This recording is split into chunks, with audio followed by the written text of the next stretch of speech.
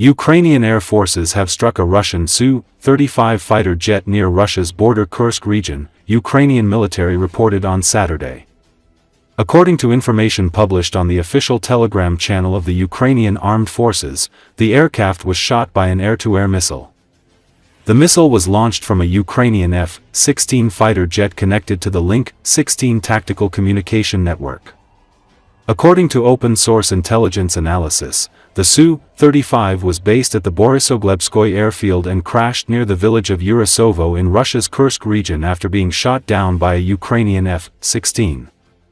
Earlier, today the Ukrainian military reported the downing of a Russian Su-35 fighter jet in Kursk region, bringing the number of destroyed Russian Su-35 to 7 since the start of full-fledged war in February 2022. The exact location of the incident was not reported.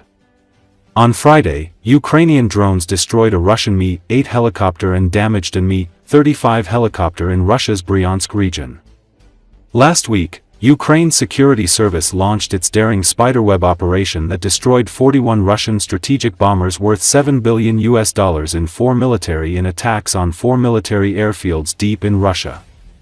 Russia retaliated, launching 400 drones and more than 40 cruise ballistic missiles on capital Kyiv on Friday.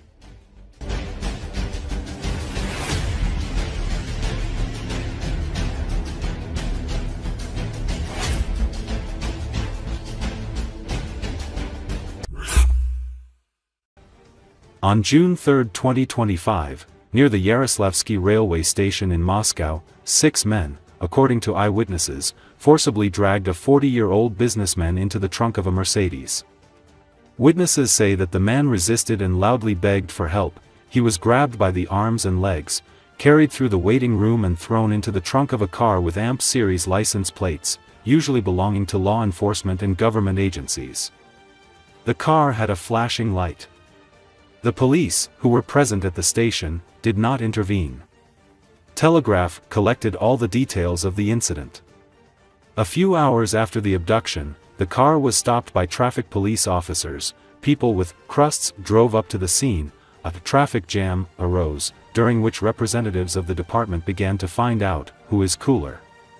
It turned out that the kidnappers were the guards and assistants of Adam Delimkanov, Ramzan Kadyrov's right hand.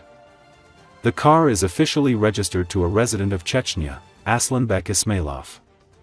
One of the kidnappers turned out to be Vitaly Cherchiev, a Chechen security officer close to the aforementioned Delimkanov.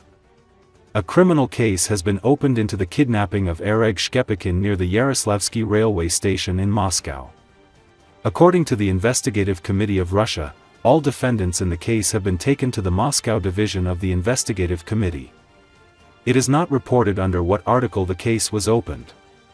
Recall, Chechnya, under the tight control of Ramzan Kadyrov, operates as a fully authoritarian regime deeply intertwined with the Kremlin. While Chechnya might seem like a localized issue, its future is intricately tied to the broader political landscape of Russia and its relations with Europe. In the context of international sanctions, military actions in Ukraine, and Russia's growing isolation on the world stage, the stability or instability of Chechnya is becoming an important indicator of the vulnerability of the Russian Federation. This could of course have possible consequences for the security of Europe and global geopolitics. Chechnya's authoritarian regime depends heavily on the personal bond between Kadyrov and Putin.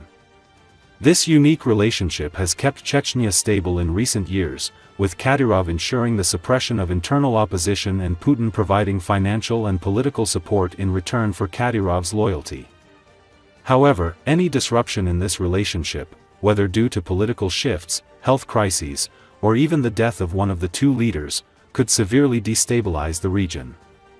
The reliance on these personal ties makes the alliance fragile, raising questions about what will happen when Kadyrov or Putin can no longer maintain their roles. Recently, it has become increasingly clear that Kadyrov is aware of his health prospects and is therefore trying to promote his children and close relatives as much as possible. While Kadyrov has reasons to prepare his descendants to take over, it is unclear whether power will be successfully transferred to a Kadyrov Jr. At the same time, it is uncertain whether Kadyrov's loyalists would accept this transition or attempt a coup.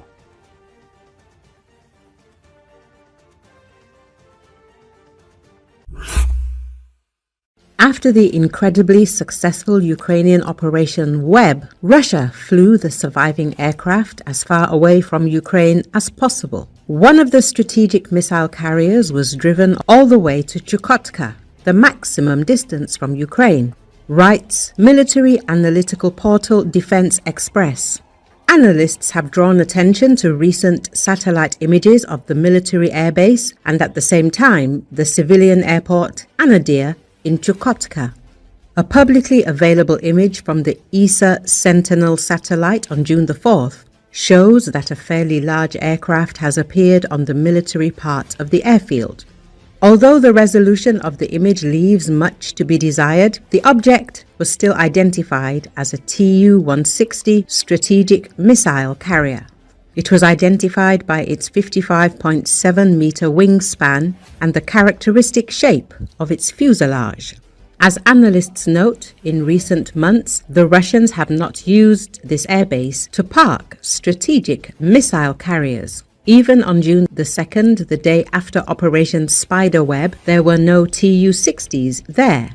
Defense Express links the appearance of the aircraft at this airbase directly to Ukrainian strikes on Russian strategic aviation airfields.